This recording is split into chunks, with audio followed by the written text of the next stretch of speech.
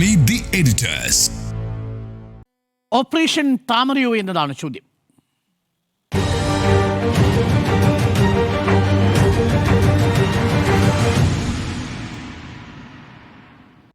ഈ ചോദ്യത്തിലെ ഓപ്പറേഷൻ താമര എന്ന് പറയുന്നത് ഈ പണ്ടുകാലത്ത് കുതിരക്കച്ചവടം എന്ന് പച്ചയ്ക്ക് പറഞ്ഞുകൊണ്ടിരുന്നതിന് ബി ജെ പിയുമായി ബന്ധപ്പെട്ട മാധ്യമങ്ങളും കൊടുത്ത ഓമന പേരാണല്ലോ ഓപ്പറേഷൻ ലോട്ടസ്. കുറച്ചുകൂടി മാന്യമായ രൂപത്തിൽ ഒരു വൃത്തികേട് കാണിച്ചാൽ അതിന് ഓപ്പറേഷൻ ലോട്ടസ് എന്ന് പറയും. നോക്കൂ, എത്ര ജനാധിപത്യ വിരുദ്ധമായ പരിപാടിയാണ്. കർണാടകയിൽ തുടങ്ങിയതാണ്. അവിടെ നിങ്ങോട്ട് അന്ന് ജനാർദ്ദൻ റെഡ്ഡിയുടെ നേതൃത്വത്തിലുള്ളൊരു സംഘം കർണാടകയിൽ കോൺഗ്രസിനെ വിലയ്ക്ക് വാങ്ങാൻ വേണ്ടി, MLA-മാരെ വിലയ്ക്ക് വാങ്ങാൻ വേണ്ടി നടത്തിയ നീക്കമാണ് പിന്നീട് അമിത്ഷായുടെ ചാണക്യതന്ത്രം എന്ന മട്ടിൽ വിശേഷിപ്പിക്കപ്പെടുന്നത്.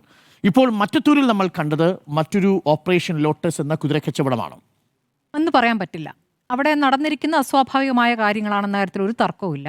നമ്മൾ കേരളത്തിലെ പുതിയ രാഷ്ട്രീയ സാഹചര്യം പരിശോധിച്ച് വേണം അതിനെ കാണാൻ. ഈ തദ്ദേശ തെരഞ്ഞെടുപ്പിൽ UDF-ന് ഗംഭീര വിജയം ഉണ്ടായിരിക്കുന്നു എന്ന യാഥാർത്ഥ്യത്തിൽ നിന്നുകൊണ്ട് വേണം ബാക്കി കാര്യങ്ങൾ കാണാൻ. BJP പ്രതീക്ഷിച്ച വിജയം BJPക്ക് കിട്ടിയിട്ടുമില്ല. അതാണല്ലോ നമ്മുടെ മുന്നിലെ കണക്കുകൾ പറയുന്നത്. പക്ഷേ ഈ വോട്ടെടുപ്പിലേക്ക് വരുന്ന ഘട്ടത്തിലാണ് ഈ പറഞ്ഞ എന്താ പറയുക, നമ്മൾ പ്രതീക്ഷിക്കാത്ത ട്വിസ്റ്റുകൾ പലയിടത്തും കണ്ടത്. മറ്റത്തൂരിൽ ഈ പറഞ്ഞ 8 കോൺഗ്രസ് അംഗങ്ങൾ, ആകെ 8 ഉള്ളൂ, ആ 8 കോൺഗ്രസ് അംഗങ്ങളും മാറി തീരുമാനമെടുക്കുന്നത് എവിടെയാണ്? അപ്പുറത്തെ കണക്കുകൾ നോക്കാം. തദ്ദേശ തെരഞ്ഞെടുപ്പിൽ 24 വാർഡുകളാണ് ഈ മറ്റത്തൂർ ഗ്രാമപഞ്ചായത്തിലുള്ളത്. അവിടെ LDF-ന് 10, UDF-ന് 8, NDA-ക്ക് 4, സ്വതന്ത്രൻ 2. ഈ സ്വതന്ത്രനായി വരുന്ന 2 പേരും UDF-ൽ നിന്ന് ചാടിയവരാണ്. കോൺഗ്രസിൽ നിന്ന് പോയി മാറി നിന്ന 2 പേരാണ് സ്വതന്ത്രമായി നിൽക്കുന്നവരാണ്. അപ്പോൾ ഇതിൽ CPM കണ്ടിരുന്നത് ഈ സ്വതന്ത്രരിൽ ഒരാളുടെ പിന്തുണയോടുകൂടി അധികാരത്തിൽ വരാം എന്നതാണ്. അപ്പോൾ അങ്ങനെ ഒരു പിന്തുണ നേടുന്ന രൂപത്തിലേക്ക് അവർ സഖ്യമായി വരികയും ചെയ്തിരിക്കുന്നു. അതാണ് അവിടെ സംഭവിച്ചത്. പക്ഷേ ഈ UDF-ലെ 8 പേർ മറ്റേ സ്വതന്ത്രനെ, അതായത് കോൺഗ്രസിൽ നിന്ന് പോയ മറ്റേ സ്വതന്ത്രനെ പിന്തുണയ്ക്കുന്ന രൂപത്തിലേക്ക് വരുന്നു. അതിന് കാരണം എന്താണെന്ന് വെച്ചാൽ കഴിഞ്ഞ 25 വർഷമായി ആ മറ്റത്തൂർ പഞ്ചായത്ത് LDF-ആണ് ഭരിക്കുന്നത്, CPM ആണ് ഭരിക്കുന്നത്. അപ്പോൾ UDF-ന്റെ സ്വതന്ത്രനായി ജയിച്ച KR ഔസഫിനെ പ്രസിഡന്റാക്കി പഞ്ചായത്ത് ഭരണം പിടിക്കാമെന്നായിരുന്നു LDF-ന്റെ കണക്കുകൂട്ടൽ. എന്നാൽ വോട്ടെടുപ്പിന് തൊട്ട് മുൻപ് കോൺഗ്രസിന്റെ 8 അംഗങ്ങളും പാർട്ടിയിൽ നിന്നും രാജിവെച്ച് വിമതരായി ജയിച്ച ടെസി ജോസ് കല്ലറയ്ക്കലിനെ പിന്തുണയ്ക്കുന്നു.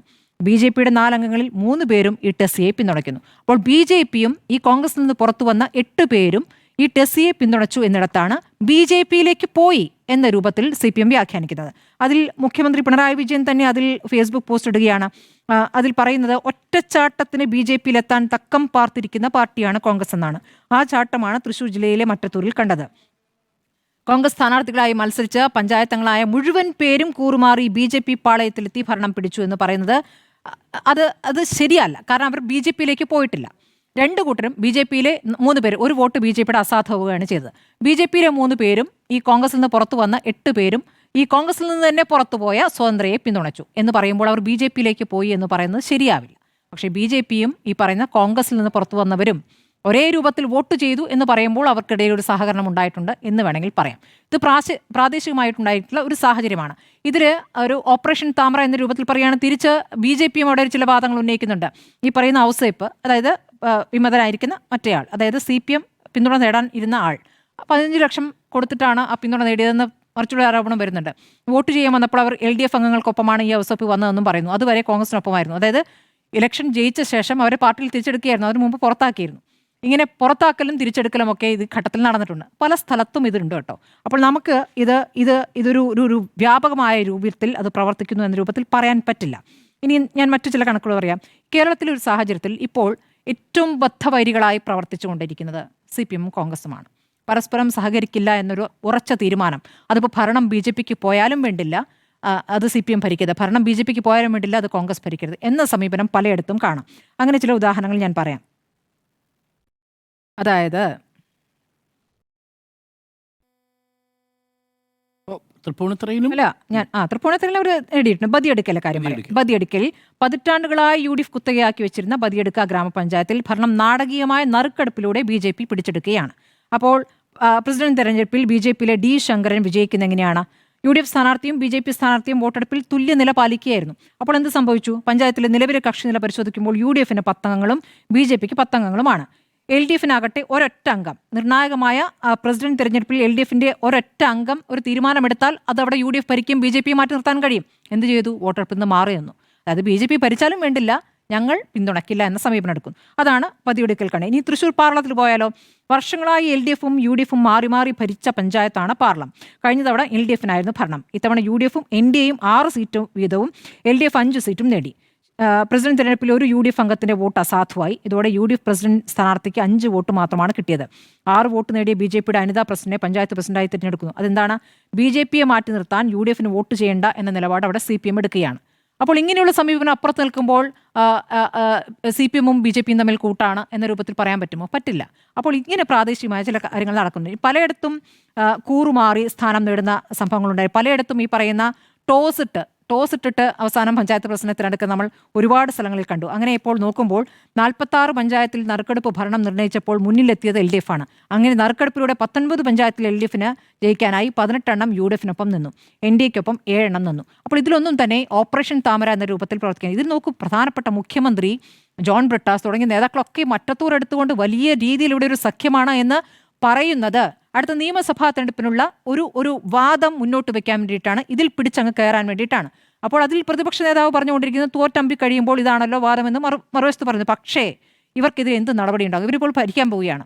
ഇവരെ പാർട്ടിയിൽ നിന്ന് പുറത്താക്കും എന്നുള്ള തീരുമാനത്തിലേക്ക് പോകുന്നു. അങ്ങനെയാണെങ്കിൽ ആ പഞ്ചായത്തിന്റെ എന്താണ് അതിൽ പഞ്ചായത്തിൽ വരാൻ പോകുന്നത് എന്നൊരു ചോദ്യം അവിടെ നിൽക്കുന്നുണ്ട്. അതിൽ കോൺഗ്രസ് എടുക്കുന്ന നിലപാടും നിർണായകമാണ്. ഏതായാലും ഇതിപ്പോൾ ഒരു ഓപ്പറേഷൻ താമരയായി രൂപപ്പെട്ടിട്ടില്ല എന്നുള്ളതാണ്, ഈ തദ്ദേശ തെരഞ്ഞെടുപ്പിൽ രൂപപ്പെട്ടിട്ടില്ല എന്നുള്ളതാണ് ഞാൻ മനസ്സിലാക്കുന്നത്. ഇനി SDP-യുമായിട്ടുള്ള ചില ധാരണകളുടെ പ്രശ്നങ്ങളുണ്ട്. ഇപ്പോൾ തിരുവനന്തപുരത്തെ ഒരു പഞ്ചായത്തിൽ, പത്തനംതിട്ട ഒരു പഞ്ചായത്തിൽ SDP-യുടെ പിന്തുണ വേണ്ട എന്ന് പറഞ്ഞു. വേറെ ചിലയിടത്ത് പിന്തുണ വേണോ വേണ്ടയോ എന്ന രൂപത്തിൽ വേണ്ട എന്നിവിടെ പാർട്ടി നേതൃത്വം പറഞ്ഞിട്ടും അവിടുത്തെ പ്രാദേശിക നേതൃത്വം അങ്ങനെയല്ലാതെ വഴങ്ങാതെ നിൽക്കുന്ന ചില സാഹചര്യങ്ങൾ ചിലയിടത്തുണ്ട്. അപ്പോൾ ഇങ്ങനെ ചില കാഴ്ചകളുണ്ട് എന്നതല്ലാതെ ഇത് ആത്യന്തികമായി സംസ്ഥാനത്തെ കോൺഗ്രസിന്റെ ഒരു നിലപാടായിട്ട് തന്നെ കാണാൻ പറ്റില്ല. അല്ലെങ്കിൽ BJPക്ക് അങ്ങനെ ഒരു തന്ത്രം ഇവിടെ പ്രയോഗിക്കാൻ കഴിഞ്ഞിട്ടില്ല എന്നാണ് എൻ്റെ മനസ്സിൽ.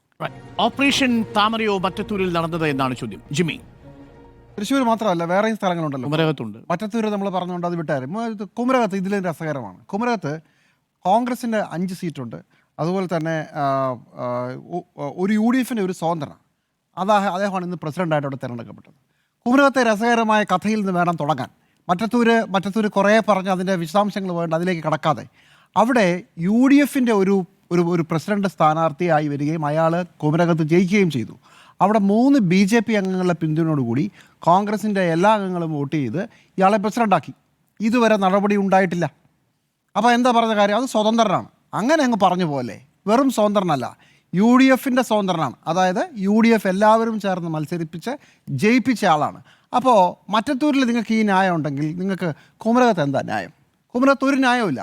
പക്ഷേ അത് ഓപ്പറേഷൻ താമരയാണെന്ന് ചോദിച്ചാൽ അത് ഓപ്പറേഷൻ താമരയല്ല. കാരണം വോട്ട് ചെയ്ത 3 BJPക്കാരെ അങ്ങ് പുറത്താക്കി BJP. അപ്പോൾ ഇതൊരു പ്രാദേശിക ഓപ്പറേഷനായിരുന്നു. കുമരകത്ത് 40 വർഷമായി CPMനെതിരായ ഒരു പ്രാദേശിക പാർട്ടികളുടെ എല്ലാവരുടെയും വികാരം അവരെല്ലാവരും കൂടെ ചേർന്ന് അങ്ങ് തീരുമാനിച്ചു.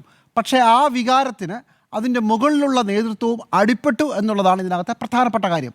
പ്രാദേശികമായി മറ്റത്തൂർ സംഭവിച്ചതും പ്രാദേശികമായ ഒരു വികാരം തന്നെയാണെന്നുള്ളത് അംഗീകരിച്ചുകൊണ്ട് തന്നെ വിപ്പ് എന്താ കൊടുക്കാൻ വൈകിയത്? വിപ്പ് കൊടുത്തതിന് ശേഷവും കൊടുക്കാൻ വൈകിയതിന് ശേഷവും വിപ്പ് കൊടുത്തില്ല എന്നും പറയുന്നു. അതിനുശേഷവും അവസാന നിമിഷം വരെ ഈ മറ്റ് സമ്മർദ്ദങ്ങൾ എന്തുകൊണ്ടാണ്? ഇങ്ങനെ ഒരു കാര്യത്തിന് നേതൃത്വം കൊടുത്തതായി പറയുന്ന ആൾ ആ തൃശ്ശൂരുള്ള കോൺഗ്രസിൻ്റെ ജില്ലാ നേതൃത്വത്തിലുള്ള ആളാണ്. അദ്ദേഹത്തിനെ ഇപ്പോൾ പാർട്ടിയിൽ നിന്ന് പുറത്താക്കിയിട്ടുണ്ട് അല്ലേ? ഒരു പ്രധാനപ്പെട്ട നേതാവാണ്. അപ്പോൾ നിങ്ങൾ ഇനിയിപ്പോൾ വേറൊരു സ്ഥലം കൂടെ ഉണ്ട്, മറ്റത്തൂർ മാത്രമല്ല, അത് ചൊവ്വന്നൂരാണ്. 2 SDPI വോട്ടും 5 കോൺഗ്രസ് വോട്ടും ചേർന്ന് 7ആയി. അങ്ങനെയാണ് ചൊവ്വന്നൂരിൽ കോൺഗ്രസ് UDF ഭരണം പിടിച്ചത്. അവിടെ LDFന് സത്യത്തിൽ 6ആണ്, BJPക്ക് 1. ചൊവ്വന്നൂർ ഇതാണ് സംഭവിച്ചത്. അവിടെയും ഇതുപോലെ തന്നെ കോൺഗ്രസിൻ്റെ സംസ്ഥാന നേതൃത്വം പുറത്താക്കിയിട്ടുണ്ട് ഇവർക്കെതിരെ. പക്ഷേ ഞാൻ പറയുന്നു, മറ്റത്തൂർ മാത്രമല്ല, തൃശ്ശൂർ തന്നെയുള്ള ചൊവ്വന്നൂരും അതുപോലെ തന്നെ കോട്ടയത്തെ കുമരകത്തും ഇതേ ഓപ്പറേഷൻ നടന്നിട്ടുണ്ട്. ഒരിടത്ത് SDPI ആണ്, 2ഇടത്ത് BJP ആണ്. ഇതെല്ലാം പ്രാദേശിക ഓപ്പറേഷനുകളാണ് എന്ന് തന്നെ ഞാൻ കരുതുകയാണ്.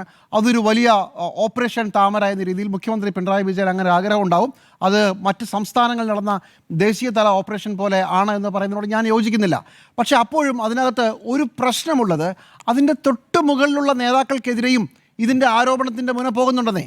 അതായത് നമ്മൾ നേരത്തെ പറഞ്ഞ മറ്റത്തൂരിന് ശേഷം ഞാൻ പറഞ്ഞ ചൊവ്വന്നൂരിൽ വർഗീസ് ചൊവ്വന്നൂരിൻ്റെ കാരണം കാണിക്കൽ നോട്ടീസാണ്. ഈ വർഗീസ് ചൊവ്വന്നൂരിനെ നമുക്കറിയാമോ? പണ്ട് മുഖ്യമന്ത്രിയുടെ CPMൻ്റെ പോലീസ് അല്ലെങ്കിൽ കേരള പോലീസ് ഒരാളെ അടിച്ച് ഇഞ്ചപ്പരുവാക്കിയപ്പോൾ രാജേഷിന് വേണ്ടി സജീവമായി രംഗത്തിറങ്ങുകയും പാർട്ടി അദ്ദേഹത്തെ ക്ഷമിക്കണം സുജിത്തിന് വേണ്ടിയിട്ട് രംഗത്തിറങ്ങുകയും സുജിത്തിന് ആ പോരാട്ടത്തിൽ കൂടെ നിൽക്കുകയും ചെയ്ത ആളാണ്. അദ്ദേഹത്തിൻ്റെ ഭാര്യയാണ് ഇതുപോലെ SDPIയുടെ വോട്ട് നേടി വൈസ് പ്രസിഡന്റ് ആയിരിക്കുന്നത്. ഇപ്പോൾ അദ്ദേഹത്തിനും, അതായത് വർഗീസേട്ടനെതിരെയും ഇപ്പോൾ കാരണം കാണിക്കലുണ്ട്. വർഗീസേട്ടൻ അവരുടെ ജില്ലാതല നേതാവാണ്. അപ്പോൾ ഇത് അത്ര നിസ്സാരമല്ല. നോക്കൂ, പ്രാദേശിക തലത്തിൽ ഒരു വിഷയമുണ്ട്. നമുക്കത് മനസ്സിലാകും. കുറേ കാലമായി CPM നോക്കി വെച്ചിരിക്കുകയായിരുന്നു. CPM-ൻ്റെ വലിയ ഭൂരിപക്ഷമുള്ള സ്ഥലങ്ങളിൽ പ്രാദേശിക തലത്തിൽ കൗൺസിലർമാർക്കൊക്കെ, പ്രാദേശിക നേതാക്കൾക്ക് ദേഷ്യമുണ്ടാകും. പക്ഷേ അവിടെ ജില്ലാ നേതൃത്വത്തെ കണക്ട് ചെയ്യപ്പെടുന്നു എന്നുള്ളതാണ്. അതായത് ചൊവ്വന്നൂരിൽ നിങ്ങൾ വർഗീസ് ചൊവ്വന്നൂരിനെ നിങ്ങൾ കാണുന്നു, മറ്റത്തൂരിൽ നിങ്ങൾ TM ചന്ദ്രനെ കാണുന്നു. കോട്ടയത്ത് കുമരകത്ത് ഇങ്ങനെ ഒരു ഇലക്ഷൻ നടന്നതിന് ശേഷം നടപടി ഉണ്ടാകുന്നില്ല. അപ്പോൾ ഇത് കുറച്ചുകൂടെ മുകളിലേക്ക് പോവുകയാണ്. ഓപ്പറേഷൻ താമരയാണെന്നല്ല ഞാൻ പറയുക. നിങ്ങൾക്ക് മരം കാണും, പക്ഷേ കാട് കാണില്ല എന്നൊരു പ്രശ്നം കോൺഗ്രസിനുണ്ട്. കോൺഗ്രസ് ഒരു കാര്യം മനസ്സിലാക്കേണ്ടത്, ഈ തദ്ദേശ തെരഞ്ഞെടുപ്പിൽ നിങ്ങൾക്കുണ്ടായ വിജയം ഒരു വലിയ ഭരണവിരുദ്ധ വികാരത്തിൻ്റെ വിജയമാണ്. അതുപോലെ തന്നെ കേരളത്തിലെ ഇടതുപക്ഷം ന്യൂനപക്ഷത്തെ കൈവിട്ടു എന്ന ഒരു തോന്നലിൽ നിന്നാണ് നിങ്ങൾക്ക് വളരെ വലിയ വിജയം പല സ്ഥലങ്ങളിലും കിട്ടിയത്. അതിനുശേഷം നിങ്ങൾ 3 മാസത്തിന് ശേഷം 4 മാസത്തിന് ശേഷം ജനങ്ങളുടെ മുമ്പിലേക്ക് വീണ്ടും പോവുകയാണ്. അപ്പോഴാണ് 532 പഞ്ചായത്ത് ജയിച്ചിട്ട് 3 പഞ്ചായത്തുകൾക്ക് വേണ്ടിയിട്ട് ഇങ്ങനെ ഒരു കൈവിട്ട കളി കളിച്ചത്. പ്രാദേശിക വികാരമാണോ, അടുത്ത കേരളം ആര് ഭരിക്കണം എന്നുള്ളതിലാണോ കോൺഗ്രസിൻ്റെ താല്പര്യം നിൽക്കേണ്ടത്, കോൺഗ്രസ് നേതാക്കളുടെ താല്പര്യം നിൽക്കേണ്ടത്? ഇതിപ്പോൾ സംസ്ഥാന തലത്തിൽ KPCC പ്രസിഡന്റോ അല്ലെങ്കിൽ പ്രതിപക്ഷ നേതാവോ അറിഞ്ഞിട്ട് ആണ് എന്നല്ല പറയുന്നത്. പക്ഷേ ജില്ലാ നേതൃത്വത്തിലെങ്കിലും ഇതിൽ പങ്കുണ്ടാകാനുള്ള എല്ലാ സാധ്യതയുമുണ്ട്. അല്ലെങ്കിൽ ജില്ലാ നേതൃത്വത്തിലെ ചിലർക്കെങ്കിലും ഇതിൽ പങ്കുണ്ടാകാൻ സാധ്യതയുണ്ട്. അതുകൊണ്ടാണ് മറ്റത്തൂരിൽ വിപ്പ് കൊടുക്കാൻ വൈകുന്നതും, ചൊവ്വന്നൂരിൽ പ്രധാനപ്പെട്ട നേതാവിനെതിരെ, സത്യത്തിൽ മറ്റത്തൂരിൽ TM ചന്ദ്രൻ DCC ജനറൽ സെക്രട്ടറിയാണ്. TM ചന്ദ്രനെതിരെയാണ് ഇപ്പോൾ നടപടി വന്നുകൊണ്ടിരിക്കുന്നത്. TM ചന്ദ്രനെതിരെ നടപടി വരികയാണ്. അപ്പോൾ ഇത് ഒറ്റപ്പെട്ട സംഭവമല്ല, അല്ലെങ്കിൽ ചെറിയ പ്രാദേശിക തലത്തിലുള്ള സംഭവമല്ല. 3 പഞ്ചായത്തുകളിലാണെങ്കിലും ഈ 3 പഞ്ചായത്തുകളിലെയും കണക്ഷൻ അതിന് തൊട്ട് മുകളിലുള്ള ജില്ലാ നേതൃത്വവുമായി ബന്ധപ്പെട്ടിരിക്കുന്നു. ഇതിന് കോൺഗ്രസ് കണക്ക് പറയേണ്ടി വരും. നോക്കൂ, എത്ര പെട്ടെന്നാണ് നറേഷൻ മറിയുന്നത്. നോക്കൂ, രാഷ്ട്രീയം അങ്ങനെയാണ്. ഇന്നത്തെ രാജാവ് നാളത്തെ ഏറ്റവും പിന്നിൽ നിൽക്കുന്ന ആളായി പോകും. കർണാടകത്തിലെ ഒരു ചേരി മുഴുവൻ, മുസ്ലിങ്ങൾ ഭൂരിപക്ഷമുള്ള ചേരി മുഴുവൻ ഒഴിപ്പിച്ച വിഷയം ദേശീയ തലത്തിൽ എത്തിക്കഴിഞ്ഞു. കോൺഗ്രസ്സെ, നിങ്ങൾക്ക് മറുപടിയില്ല. ഭൂരിപക്ഷവും മുസ്ലിങ്ങളുള്ള സ്ഥലത്തെ ബുൾഡോസറുകൾ ഉരുണ്ടത് കേരള ഇലക്ഷനെ വരെ ബാധിക്കാൻ പോകുന്ന ഒരു സാഹചര്യത്തിൽ ക്യാമറയ്ക്ക് മുമ്പിലും അല്ലാതെയും ബബ്ബ വെച്ച് നിൽക്കുകയാണ് കോൺഗ്രസ്. അങ്ങനെ ഒരു സാഹചര്യത്തിൽ ഇതുപോലൊരു തെരഞ്ഞെടുപ്പ് നടക്കുമ്പോൾ പ്രാദേശികമായി ഒരുപാട് വികാരങ്ങളൊക്കെ ഉണ്ടാവും. അതിനെ കണ്ടെയ്ൻ ചെയ്യാനുള്ള കപ്പാസിറ്റി ഇല്ലാത്ത നേതൃത്വമായി ജില്ലാ തലത്തിലുള്ള ആളുകൾ മാറുന്നു എന്നുള്ളതാണ് പ്രശ്നം. അവർക്കാർക്കും കാട് കാണാൻ പറ്റുന്നില്ല, മരമേ കാണുന്നുള്ളൂ. എൻ്റെ പഞ്ചായത്ത്, എൻ്റെ വാർഡ്, അല്ലെങ്കിൽ അതിലും താഴെ വേറെ നിങ്ങൾ എൻ്റെ ബൂത്തോ, അങ്ങനെയൊക്കെയുള്ള വാശികളിൽ കുടുങ്ങി കിടക്കുമ്പോൾ ഇപ്പോൾ ഇന്ന് തന്നെ എന്തൊരു അപഹാസ്യമായിട്ടാണ് ഈ മറ്റത്തൂരിൽ വാർത്താസമ്മേളനം നടന്നതെന്നറിയാമോ? മറ്റത്തൂരിൽ എന്തൊക്കെയോ പറഞ്ഞുകൊണ്ടിരിക്കുകയാണ്. അത് അങ്ങനെ ആയിപ്പോയി, പിന്നെ ഇതിങ്ങനെ ഞങ്ങളെ പുറത്താക്കി, പിന്നെ അതിങ്ങനെയായിരുന്നു. ഇതൊന്നുമല്ല വിഷയം. കേരളം മുഴുവൻ കണ്ടുകൊണ്ടിരിക്കുന്നത് നിങ്ങൾ BJPക്കൊപ്പം ചേർന്നോ ഇല്ലയോ എന്ന വിഷയമാണ്. അതിന് നിങ്ങൾ പറയുന്നത് ശരിയായിരിക്കുമ്പോൾ തന്നെ സംസ്ഥാന തലത്തിൽ അതിൻ്റെ മെസ്സേജ് വേറെയാണ്. ഇത് മറ്റ് സ്ഥലങ്ങളിൽ, ഇപ്പോൾ തിരുവനന്തപുരത്ത് പാങ്ങോട് ഇതുപോലെ തന്നെ SDPIയുടെ വോട്ട് കിട്ടിയിട്ട് രാജിവെച്ചിട്ടുണ്ട്. UDFൻ്റെ ഭാഗത്തു നിന്ന് പല സ്ഥലങ്ങളും രാജിവെച്ചിട്ടുണ്ട്. പത്തനംതിട്ടയിൽ രാജിവെച്ചിട്ടുണ്ട്. പത്തനംതിട്ടയിലെ പ്രത്യേകിച്ച് നമ്മൾ എടുത്തു പറയണം. അത് വളരെ കൗതുകമുള്ള ഒരു സ്ഥലം കൂടിയാണ്. അവിടെ തൊട്ട് മുമ്പ് SDPIയുടെ വോട്ട് നേടി CPM ആണ് ഭരിച്ചുകൊണ്ടിരുന്നത്. പത്തനംതിട്ടയിലെ ഈ പറയുന്ന വിവാദ പഞ്ചായത്തിൽ അവിടെ 2 തവണ SDPI LDFന് അനുകൂലമായി വോട്ട് ചെയ്തു. അതിനുശേഷം ആ 2 തവണയും രാജിവെച്ചു. അപ്പോഴേക്കും ഇവിടുത്തെ ഇലക്ഷനൊക്കെ കഴിഞ്ഞു, സംസ്ഥാന ഇലക്ഷനൊക്കെ കഴിഞ്ഞു. 3ാമത്തെ തവണ SDPIയുടെ വോട്ട് വാങ്ങിച്ചിട്ട് LDF ജയിച്ച സ്ഥലമാണ്. അവിടെ ഇത്തവണ SDPIയുടെ വോട്ട് ആദ്യഘട്ടത്തിൽ പ്രസിഡന്റ് സ്ഥാനത്തേക്ക് വന്നപ്പോൾ അത് UDFന് അനുകൂലമായി വന്നു. അവിടെ അവർ നേടി, അവിടെ രാജിവെച്ചു. അങ്ങനെ ഒരു മാതൃക കൂടി കാണിച്ചിട്ടുണ്ട് കോൺഗ്രസ്. പക്ഷേ എന്തുകൊണ്ടാണ് ചില സ്ഥലങ്ങളിൽ ഇത് മനസ്സിലാകാതെ പോകുന്നത് എന്നുള്ളതാണ് വിഷയം. കോൺഗ്രസിൻ്റെ ജില്ലാ നേതൃത്വത്തിൻ്റെ പിടിപ്പുകേടിൽ ഇന്നത്തെ നറേഷൻ തിരിയുകയാണ്. കോൺഗ്രസ്സിന് ഓർത്താൽ നല്ലത്, മുഖ്യമന്ത്രിയുടെ സംവിധാനങ്ങളും മുഴുവൻ ഈ ഒരൊറ്റ പഞ്ചായത്തിനെ കേരളത്തിലെ വലിയ സംസ്ഥാനങ്ങളുമായിട്ടും വളരെ വലിയ ഓപ്പറേഷൻ താമരയൊക്കെ ആയിട്ട് മാറ്റുകയാണ്. ആ മാറ്റുന്ന സമയത്ത് തിരിച്ചു പറയാൻ ഒരുപാട് കാരണങ്ങളുണ്ട്. പക്ഷേ ഇതൊരു അനാവശ്യ വിവാദമായി പോയി. ആ വിവാദത്തിൽ കടിച്ചു തൂങ്ങുന്നത് എൻ്റെ പഞ്ചായത്ത്, എൻ്റെ വാർഡ് നോക്കിക്കൊണ്ടിരിക്കുമ്പോൾ എൻ്റെ നിയോജക മണ്ഡലം പോകാതിരുന്നാൽ ഭാഗ്യം. ഓർക്കുക, കോൺഗ്രസിന് ഈ തെരഞ്ഞെടുപ്പിൽ കിട്ടിയത് ഭരണവിരുദ്ധ വികാരമാണ്. അല്ലെങ്കിൽ ഇങ്ങനെ ഒരു വിജയം നിങ്ങൾക്ക് കിട്ടുമായിരുന്നില്ല. അത് മറക്കുന്നു കഷ്ടകാലത്തിലെ കോൺഗ്രസ്. ഓപ്പറേഷൻ താമരയോ എന്നുള്ളതാണ് ചോദ്യം. തദ്ദേശ തിരഞ്ഞെടുപ്പ് കഴിഞ്ഞതോടുകൂടി തിരുവനന്തപുരത്ത് കോർപ്പറേഷനിൽ തന്നെ ആദ്യഘട്ടത്തിൽ പറയുന്നു, കോർപ്പറേഷനിലെ പ്രധാനപ്പെട്ട വാർഡുകളിൽ BJP വിജയിച്ച 23 വാർഡുകളിലും കോൺഗ്രസിൻ്റെ വോട്ടുകൾ 1000-ൽ താഴെയാണ്. കോൺഗ്രസിൻ്റെ സഹായത്തോടു കൂടിയാണ് BJP അധികാരത്തിൽ വന്നതെന്ന് പറയുന്നു. ഇപ്പോൾ ഇതാ മറ്റത്തൂർ കോൺഗ്രസ് തന്നെ കൈവെള്ളയിൽ വെച്ച് കൊടുക്കുകയാണ് അങ്ങനെ ഒരു വിവാദത്തിന്. സംസ്ഥാനം ഒട്ടാകെ ഒരു ന്യൂനപക്ഷ ഏകീകരണം കോൺഗ്രസിനും UDF-നും അനുകൂലമായി നടക്കുമ്പോഴാണ് മറ്റത്തൂരും കുമരകവും ഒക്കെ നമ്മുടെ മുന്നിൽ നിൽക്കുന്നത്. അതാണ് ഇന്ന് മുഖ്യമന്ത്രി കൃത്യമായിട്ടും ഫേസ്ബുക്ക് പോസ്റ്റിലൂടെ ഒരു രാഷ്ട്രീയമായിട്ടുള്ള ഒരു നീക്കം നടത്തിയിരിക്കുന്നത്. അതോടൊപ്പമാണ് ബുൾഡോസർ രാജ് കർണാടകയിൽ നിന്ന് വരുന്നത്. ഇതെല്ലാം ഒരു ഓപ്പറേഷൻ താമരയുടെ ഭാഗമാണോ എന്ന് ചോദിച്ചാൽ കൃത്യമായി ഏതെങ്കിലും പണമിടപാട് നടന്നിട്ടുണ്ടോ എന്നൊന്നും നമുക്കറിയില്ല. പക്ഷേ ഓപ്പറേഷൻ താമരയുടെ പ്രതീതി ഉണ്ടാക്കുന്നുണ്ടോ? എനിക്ക് കോൺഗ്രസിനോട് പറയാനുള്ള കാര്യം എന്ന് പറഞ്ഞാൽ, കോൺഗ്രസിലെ ഏറ്റവും മുതിർന്ന നേതാവ്, കോൺഗ്രസിൻ്റെ കാസർഗോഡത്തെ MP പറഞ്ഞ എന്താണെന്നറിയോ? ഒരു അന്തർധാര, ഒരു അവിശുദ്ധ ബന്ധം, ഒരു അവിഹിത ബന്ധം BJPയുടെ നേതാക്കൾ, BJPയും കോൺഗ്രസിൻ്റെ മെമ്പർമാരും തമ്മിലുണ്ടായിട്ട് അതിനൊരു മറുപടി പറഞ്ഞാൽ മതി. അതാ പറയുന്നത്, ഒരു കോൺഗ്രസിൻ്റെ മെമ്പർമാരും BJPയും തമ്മിൽ ഒരു അവിഹിത ബന്ധം ഉണ്ടായി എന്ന് പറയുന്നത് ആരാ? കേരളത്തിലെ ഏറ്റവും മുതിർന്ന നേതാവ് ആരാണ്? കോൺഗ്രസിൻ്റെ MP ആയ രാജ്മോഹൻ ഉണ്ണിത്താനാണ്. അപ്പം ഇതില്ല എന്ന് പറയാൻ കഴിയില്ലല്ലോ. അപ്പോൾ പിന്നെ VD സതീശൻ പ്രതിപക്ഷ നേതാവ് അതില്ല എന്ന് പറയുന്നതിൽ അർത്ഥമില്ല. കാരണം അത് ഉള്ളതാണെന്നേ. ഞാനിപ്പോൾ ഈ കയറുന്നതിന് മുന്നേ ഒരു റീല് കണ്ടിട്ട് വരികയാണ്. എന്താ അറിയോ? നിങ്ങളുടെ ഗ്രൂപ്പിനെ മൊത്തത്തിൽ വാങ്ങാൻ എൻ്റെ അടുത്തൊരു പാർട്ടി ഉണ്ട് എന്നാണ് പറയുന്നത്. ആ ഗ്രൂപ്പ് ഇതിൻ്റെ അകത്ത് റീലിൽ പറയുന്നത്, നിങ്ങളുടെ ഗ്രൂപ്പിനെ മൊത്തത്തിൽ വാങ്ങാൻ എൻ്റെ അടുത്ത് പറയും. ഞാൻ അറിയുന്ന പാർട്ടിയാണ്, നല്ല പൈസയുള്ള പാർട്ടിയാണ് എന്നും കൂടെ പറയുന്നുണ്ട് കൂടെ. അപ്പോൾ ഇത് പറയുന്നത് കോൺഗ്രസിനോടാണ്. കാരണം ഇത് ഒറ്റക്കെട്ടായി പോവല്ലേന്നേ. കാരണം മറ്റുള്ള എന്താ പറയുക, മറ്റുള്ള ഒരു ഇപ്പം BJPൻ്റെ ഒരാളെ കോൺഗ്രസിലേക്ക് കൊണ്ടുവരണമെങ്കിൽ ഒറ്റയ്ക്ക് പോയി സംസാരിക്കണം. കോൺഗ്രസിനെ ബന്ധം എന്താ അറിയോ? ഒരു പ്രധാനപ്പെട്ട നേതാവിനെ പോയി സംസാരിച്ചിട്ട് ഗ്രൂപ്പ് നേതാവിനെ കൊണ്ട് ചർച്ച ചെയ്ത് ആ പടയടക്കങ്ങൾ വരും. ഒരു പഞ്ചായത്ത് വേണമെങ്കിൽ കിട്ടും, ഒരു വാർഡ് വേണമെങ്കിൽ കിട്ടും, ഒരു മണ്ഡലം വേണമെങ്കിൽ കിട്ടും. അപ്പോൾ ഞാൻ പറയുന്നത് എന്താ പറയുക, എനിക്ക് ഈ തിരുവനന്തപുരം കോർപ്പറേഷൻ്റെ ഭരണത്തിൽ പിന്നെ ഈ ഇലക്ഷൻ്റെ സമയത്ത് ഈ ത്രികോണ മത്സരം തിരുവനന്തപുരത്ത് സംഭവിച്ചാൽ എന്താണ് അവിടെ സംഭവിക്കുക എന്ന് ഏറ്റവും അറിയാവുന്ന പാർട്ടിയുടെ പേര് കോൺഗ്രസ് എന്നാണ്. നമ്മളോടൊക്കെ പറഞ്ഞില്ലേ, ഇതാ ശബരിനാഥനെ ഇറക്കി തിരുവനന്തപുരം ഞങ്ങൾ പിടിച്ചെടുക്കാൻ പോകുന്നു.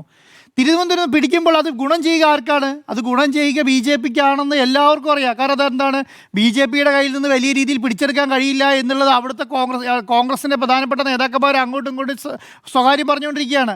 പറയുമ്പോഴും വലിയ രീതിയിൽ പ്രവർത്തനം നടന്ന വാർഡുകൾ ഏതൊക്കെയാണ്, അല്ലെങ്കിൽ പിന്നെ സ്ഥലങ്ങൾ ഏതൊക്കെയാണെന്ന് നോക്കിയാൽ അതെല്ലാം CPMൻ്റെ ശക്തി കേന്ദ്രങ്ങളിലാണ് പോയി വർക്ക് നടത്തിയത്. അപ്പം അവിടെ സീറ്റ് പിടിച്ചാൽ അവിടെ അധികാരത്തിൽ കോൺഗ്രസ് അല്ല വരിക, അവിടെ BJPയാണ് അധികാരത്തിൽ വരിക എന്ന് മനസ്സിലാക്കാനുള്ള ബോധ്യം പോലും കോൺഗ്രസ് നേതാക്കന്മാരുണ്ടായില്ല. നേരത്തെ സ്മൃതി മാഡം പറഞ്ഞല്ലോ, ഒരു സീറ്റും കൂടെ ഒരാൾ പിന്നെ ഒന്ന് വോട്ട് ചെയ്താൽ കോൺഗ്രസ് അധികാരത്തിൽ ഒരു പഞ്ചായത്തിൽ വന്നേനെ എന്ന് പറഞ്ഞു. ഒരാൾ ചെയ്താൽ മതി എന്നാണ് പറഞ്ഞത്. അങ്ങനെയാണെങ്കിൽ കേരളത്തിൽ മുഴുവൻ അങ്ങനെ ചെയ്താൽ മതിയല്ലോ. 2 പേർക്ക് വോട്ട് ചെയ്ത് കൊടുത്തിട്ടുണ്ടെങ്കിൽ 2-3 പേര് വോട്ട് ചെയ്ത് കൊടുത്തിട്ടുണ്ടെങ്കിൽ കോൺഗ്രസ് അധികാരത്തിൽ വരുമല്ലോ. അല്ല, ഞാൻ പറയുന്നത് അങ്ങനെയാണെങ്കിൽ തിരുവനന്തപുരത്ത് അങ്ങനെ വന്നപ്പോൾ പറയുന്നേ.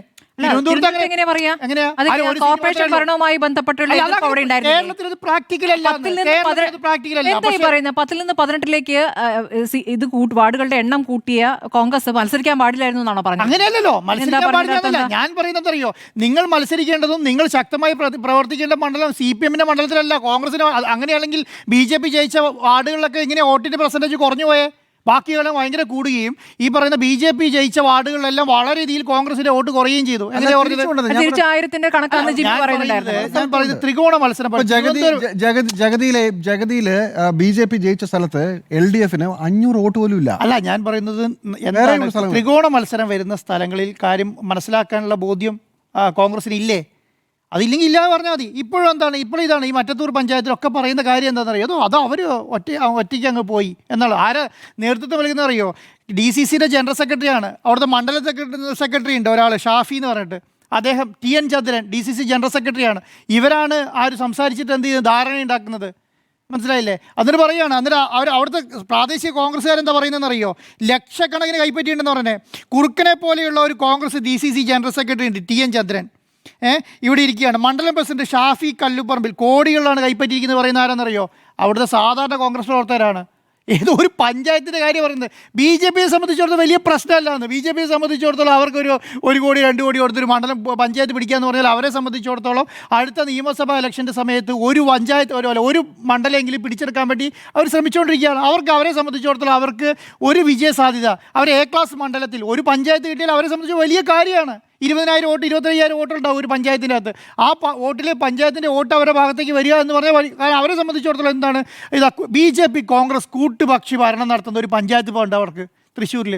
ഒന്ന് ആലോചിച്ച് നോക്കിക്കേ, അങ്ങനെ ഉണ്ടാവാൻ പാടുമോ കോൺഗ്രസിൻ്റെ ഭാഗത്ത്? അങ്ങനെ എന്തെങ്കിലും നീക്കം നടത്തുന്നുണ്ടെങ്കിൽ അതിനെ തൃശ്ശൂരിലെ കോൺഗ്രസിൻ്റെ പ്രധാന നേതാക്കന്മാർ യോഗം വിളിച്ചിട്ട് ഇത് ഇങ്ങനെയല്ല നടപ്പിലാക്കേണ്ടതെന്ന് പറഞ്ഞിട്ട് ശക്തമായി പ്രതികരിക്കുകയല്ല വേണ്ടത്. അങ്ങനെയാണോ ഇന്നൊക്കെ നടക്കുന്നത്? നമ്മളെന്താ കാണുന്നത്? അപ്പം അതിനെതിരെ ശക്തമായി ഈ കാര്യം ഇലക്ഷന് മുമ്പ് പറഞ്ഞു എന്ന് വെച്ചോളൂ. എന്തായിരിക്കും കേരളത്തിലെ അവസ്ഥ? കോൺഗ്രസ് BJP ആവശ്യത്തെ കൂട്ടുകെട്ട് ഉണ്ടാവാൻ സാധ്യതയുണ്ടെന്ന് പിണറായി വിജയന് പോസ്റ്റ് ഇടാൻ കഴിയുമോ? ജോൺ ബ്രിട്ടാസിന് പോസ്റ്റ് ഇടാൻ കഴിയുമോ? CPM പറയാൻ കഴിയുമോ? അപ്പോൾ എന്താ പറയുക? അപ്പോൾ പറയുക കോൺഗ്രസ് BJPക്ക് വേണ്ടിയിട്ട് CPM പണിയെടുക്കുന്നു എന്ന് പറയും. ഇപ്പം എന്താ യാഥാർത്ഥ്യം? എന്താ യാഥാർത്ഥ്യത്തിലേക്ക് വരുന്ന സമയത്ത് 1, 2, 3 പഞ്ചായത്ത് പോയി. പ്രധാനപ്പെട്ട കോൺഗ്രസ് നേതാക്കന്മാർ കാര്യം പറഞ്ഞ് മനസ്സിലായ കോൺഗ്രസ് നേതാക്കന്മാർ ഇത് പറയുന്നുണ്ട്. വിളിച്ചു പറയുകയാണ്. രാജ്മോഹൻ ഉണ്ണിത്താനെ പോലെയുള്ള നേതാക്കന്മാർ പറഞ്ഞത് ആവശ്യത്തെ കൂട്ടുകെട്ടുണ്ട്, അത് നമ്മൾ കണ്ണടച്ചാൽ ഇല്ലാതാവില്ല എന്ന് പറയുകയാണ്. അപ്പം അതുകൊണ്ട് ഇപ്പോൾ കർണാടകയിൽ തന്നെയാണ് സംഭവിക്കുന്നത്. നമ്മൾ ബുൾഡോസർ രാജ് എന്ന് പറഞ്ഞിട്ട് വലിയവായി പറയും. 30 വർഷമായിട്ട് താമസിച്ചുകൊണ്ടിരുന്ന ഒരു ഏരിയയിലേക്ക് വെളുപ്പാങ്കാലത്ത് വന്നിട്ട് ഇടിച്ചങ്ങ് 4 മണിക്ക് വന്നിട്ട് 8ഉം 10ഉം JCB കയറി നിരത്തിയിട്ട് പോവുകയാണ്. ഒന്നും പറയാനില്ലല്ലോ, ഒരക്ഷരം മിണ്ടാനില്ല. എന്താണ് വലിയ കോറി? അത് കോറിക്ക് കൊടുത്ത സ്ഥലമാണ്, സർക്കാർ ഭൂമിയാണെന്ന് പറയുന്നത്. 30 വർഷമായിട്ടല്ല കോറിക്ക് കൊടുത്ത സർക്കാർ ഭൂമി വെച്ചുകൊണ്ടിരിക്കുന്നത്. ഈ 30 വർഷമായി പാവങ്ങൾ അവിടെ ഉണ്ടായിരുന്നില്ല. 150 കുടുംബങ്ങൾ കുടിലേറ്റി താമസിക്കേണ്ടായിരുന്നു. ഈ 30 വർഷമായിട്ട് കുടിൽ താമസിച്ചവർ കണ്ടില്ലേ? അന്നേരം കണ്ടില്ല. അപ്പോൾ ഇപ്പം എന്താ പറയുന്നറിയോ? ഇത് പൊളിച്ചതെല്ലാം നാശശ്രദ്ധ വാർത്ത വന്നപ്പോൾ പറയുകയാണ് ഞങ്ങൾ ഫ്ലാറ്റ് വെച്ച് കൊടുക്കാൻ പോവുകയാണ് പറയുകയാണ്. എന്ത് മര്യാദയില്ലാതെ പറഞ്ഞാൽ ഇത് പൊളിച്ച് രാത്രി ഒരു നോട്ടീസ് പോലും കൊടുക്കാതെ 30 വർഷമായിട്ട് താമസിച്ചുകൊണ്ടിരുന്ന സ്ഥലത്ത് JCB ഈറ്റാച്ചിങ് കയറ്റി പൊളിച്ച് പണ്ടാരടക്കി സൈഡിലേക്ക് മാറ്റിയിട്ടിട്ട് എന്നിട്ട് വാർത്ത വന്നപ്പോൾ പറയുകയാണ്. എന്നിട്ട് അവിടെ ഇരുന്നിട്ട് അവിടുത്തെ ആഭ്യന്തരമന്ത്രി പറയുക ഞങ്ങളുടെ ആഭ്യന്തര കാര്യത്തിൽ ഇടപെടരുത്. ആരാ പറയുന്നതെന്നറിയോ?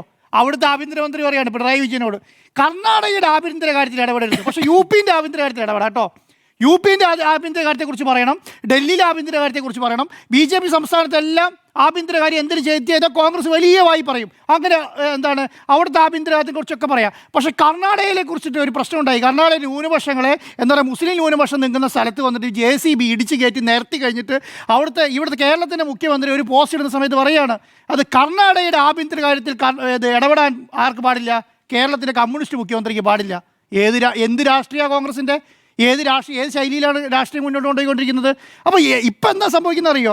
ഇപ്പം എങ്ങനെയെങ്കിലും അധികാരം കിട്ടണം. അധികാര രാഷ്ട്രീയത്തിന് വേണ്ടിയിട്ട് എന്ത് ആവശ്യത്തെ കൂട്ടുകെട്ടും പറ്റും, എന്ത് കാര്യങ്ങളുമായിട്ട് മുന്നോട്ട് പോകാം. ഒറ്റ ലക്ഷ്യം മാത്രമേ ഉള്ളൂ. 2026 വരുന്ന നിയമസഭാ ഇലക്ഷനെങ്കിലും അധികാരത്തിൽ വരണം. അതിന് SDP ആയിട്ട് വേണമെങ്കിൽ കൂട്ടുകൂടാ, അത് ജമാഅത്ത് ഇസ്ലാമി ആയിട്ട് വേണമെങ്കിൽ കൂട്ടുകൂടാ, BJP ആയിട്ട് വേണമെങ്കിൽ കൂട്ടുകൂടാ, RSS ആയിട്ട് വേണമെങ്കിൽ കൂട്ടുകൂടാ. ഒറ്റ ലക്ഷ്യം മാത്രമേ ഉള്ളൂ. ആ ലക്ഷ്യം എന്ന് പറയുന്നത് 2026 തെരഞ്ഞെടുപ്പാണ്. അപ്പോൾ ഈ ഓപ്പറേഷൻ താമര എന്നുള്ള പേര് മാറ്റിയിട്ട് നേരത്തെ അരുൺ സാർ നേരത്തെ പറഞ്ഞ കുതിര കച്ചവടം ഇട്ടാൽ മതി.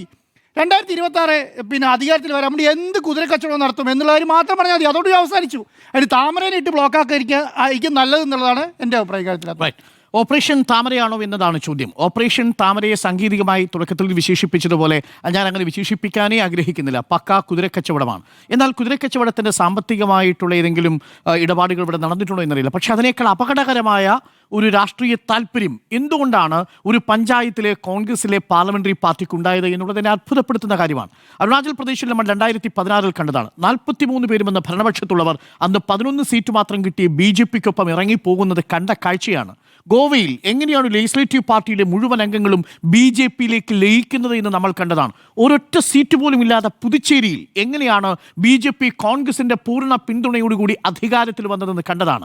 അസമിൽ ഇന്നിപ്പോൾ അവിടുത്തെ ഭരിക്കുന്ന മുഖ്യമന്ത്രി പോലും എങ്ങനെയാണ് കോൺഗ്രസ് വിട്ട് BJPയിലേക്ക് വന്നത് എന്നത് നമ്മൾ കണ്ടതാണ്. ഇങ്ങനെ ഓരോരോ ഉദാഹരണങ്ങളുണ്ട്. കർണാടകയിൽ കുമാരസ്വാമിയെ പിളർത്തിക്കൊണ്ട് എങ്ങനെയാണ് BJP അധികാരം പിടിച്ചെടുക്കുന്നത്, ആരെയാണ് ആദ്യം ചാക്കിട്ട് പിടിക്കാൻ വരുന്നത് നമ്മൾ കണ്ടതാണ്. മഹാരാഷ്ട്രയിൽ ശിവസേനയെ പിളർക്കുന്നതോടൊപ്പം തന്നെ എങ്ങനെയാണ് അവിടെ NCPയിലേക്ക് BJP വേരുകൾ ആഴ്ത്തുന്നത് എന്നത് നമ്മൾ കണ്ടതാണ്. അങ്ങനെ രാജ്യമൊട്ടാകെ ഓപ്പറേഷൻ ലോട്ടസ് എന്ന ഓമന പേരിൽ കുതിരക്കച്ചവടത്തിൻ്റെയും കൂറുമാറ്റത്തിൻ്റെയും രാഷ്ട്രീയ തിരക്കഥിരിക്കുന്ന BJPക്ക് കേരളത്തിൽ വലിയ രീതിയിലുള്ള ഇടം കൊടുത്തിരുന്നില്ല. നമ്മൾ പോയതൊരു അനൂപ് ആന്റണി ആയിരുന്നു. അച്ഛൻ്റെ പേര് AK ആന്റണി എന്നാണ്. മറ്റൊരാൾ പത്മജ വേണുഗോപാലാണ്. അച്ഛൻ്റെ പേര് K കരുണാകരൻ എന്നാണ്. മറ്റൊന്ന് ടോം വടക്കനാണ്. മറ്റൊന്ന് AP അബ്ദുള്ളക്കുട്ടിയാണ്. ഇവരൊക്കെ പോകുന്ന ഫോൾഡ് ഏതാണ്? ഏത് ക്യാമ്പിൽ നിന്നാണ് പോകുന്നത്? ആരുടെ സ്പോക്ക് പേഴ്സൺ ആയിരുന്നു ടോം വടക്കൻ? ആരുടെ ഡിജിറ്റൽ മീഡിയ സെല്ലിന്റെ കൺവീനർ ആയിരുന്നു അനൂപ് ആന്റണി? അനിൽ ആന്റണി. അപ്പോൾ നോക്കൂ, ഇത് വളരെ എളുപ്പം കോൺഗ്രസിൽ നിന്ന് കൈപ്പത്തിയിൽ നിന്ന് താമരയിലേക്കുള്ള ദൂരം വളരെ കുറവാണ് എന്നത് മനസ്സിലാക്കിയിട്ടാണോ ഇത് സംഭവിക്കുന്നത്? ഇതാണ് ഇതിൻ്റെ പശ്ചാത്തലം.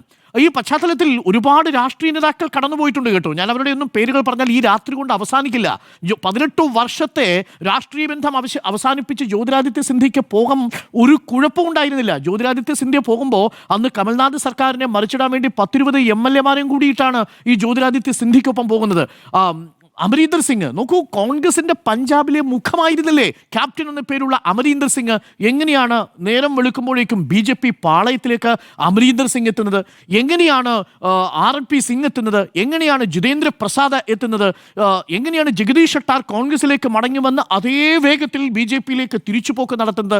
ഇത്ര എളുപ്പം നിങ്ങൾക്ക് വേഷം മാറാൻ കഴിയുന്ന ഒന്നാണോ BJP എന്നുള്ളതാണ് ചോദ്യം. പണ്ട് നമ്മൾ പറയും ഹിന്ദു മഹാസഭയിലും കോൺഗ്രസിലും ഒരേപോലെ അംഗത്വമെടുത്ത് പ്രവർത്തിക്കുന്നവരുണ്ട്, അതിന് പാർട്ടിക്ക് തടസ്സമുണ്ടാവാതിരുന്നൊരു രാഷ്ട്രീയ ചരിത്രമുണ്ട്.